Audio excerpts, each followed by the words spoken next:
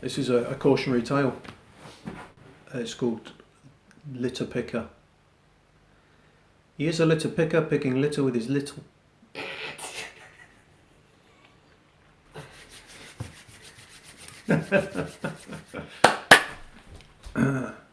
It's called Litter Picker. He is a litter picker, picking litter with his litter picking sticker, his little pointy stick for sticking through the litter. He has a black bin liner for putting litter in, because the lazy litter louts can't be asked to use the bin, but he's not bitter, he just gets better as a litter picker-upper to earn his bread and butter. He sees it as art, cathartically piling, methodically filing the day's daily drop-ins, while secretly compiling an Assassin's Creed for the unsuspecting inbreeds that do their dirty deeds. His list is extensive, his weapons inexpensive. He whiles away the days, concocting different ways to maim and shame the literati. For a straight paper drop, he'll stick you with his stick. In between the ribs, it'll be nice and quick.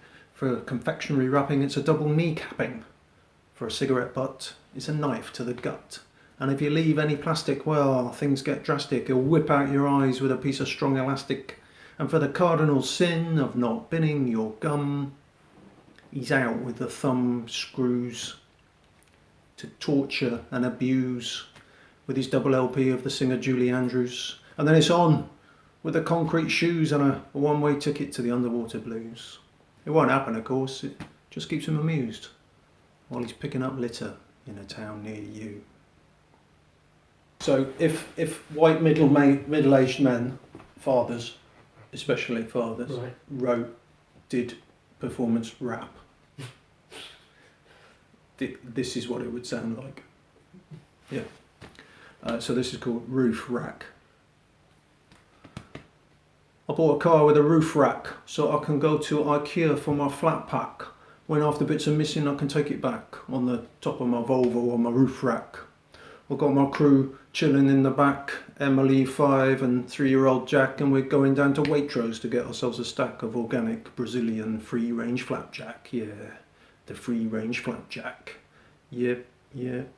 On the DAB we got the classic FM, banging out the tunes, bringing on the mayhem, Mahler, Beethoven, Vivaldi's Four Seasons, and we're winding down the windows for no other reasons than to share with the world our musical taste, invading your privacy, up in your face, and on the playlist, among other things, Samuel Barber's Adagio for Strings. Yeah, Samuel Barber's Adagio for Strings. Yeah. While at home, the wife's on the mum's net. She's looking for advice on where she can get a vegetarian, fair trade, upcycled yoghurt crafted by Mongolians living in a yurt, and the best place to source artisan fluff for bringing up the hardwood floors to a high buff shine. And we've just got time for a cheeky gin and tonic and a little glass of wine before our friends turn up, the ones who are arty, and we all sit down to a wicked dinner party. Yeah, a wicked dinner party. Yeah.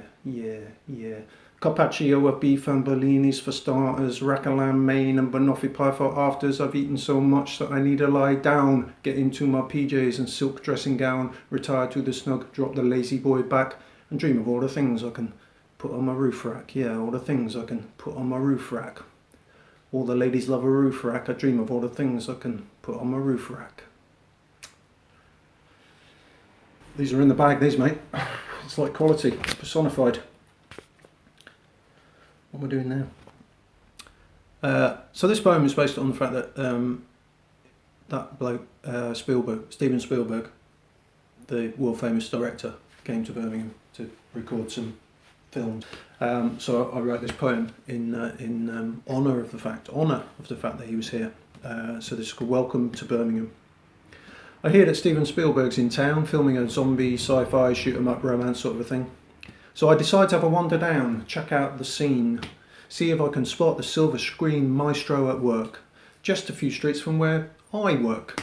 We're like colleagues in that respect, me and Steve. On Lionel Street they're setting fire to a Buick. The crowd are all oohs and ahs, but I feel a little bit sick from the petrol fumes and burning rubber. So I sit back on a wall and watch it all unfold, a close encounter of the Birmingham kind. They came from the Queen's Arms, 5 or 6 City fans, all in good voice. Spielberg is coming to town. Spielberg is coming to town. Harmless enough until security approached to quieten them down.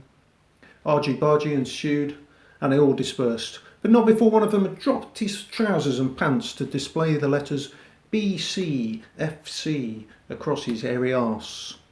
Welcome to Birmingham, Mr. Spielberg, I thought to myself. Okay, so this one's called Artistic License. I'm in the office with the man who can, the man who holds the power, the purse strings, the ability to make things happen. I choose monkey, leaping onto my chair, waving my arms in the air, doing my best chimpanzee.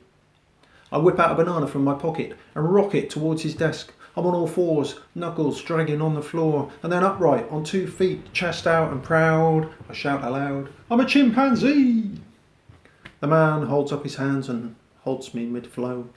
I'm sorry, he says, but I think you should go. It's artistic license renewals you need. That's 2 doors down. By the way, nice chimpanzee.